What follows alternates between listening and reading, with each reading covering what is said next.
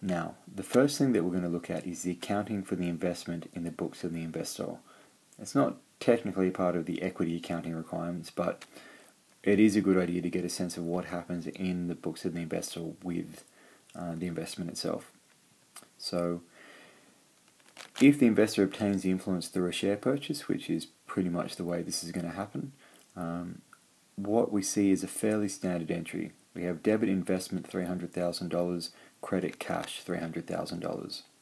Now, the investment is a financial asset under AASB 132. You may or may not have come across these too much,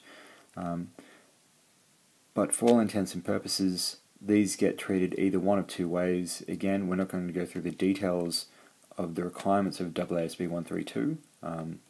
Feel free to have a look at it if you so choose. But this essentially allows, depending on the circumstances, that financial asset to be accounted for subsequently at either fair value or at cost. So in this particular example, we were using cost, which makes life a lot easier because then we don't have the adjustments to make at the start.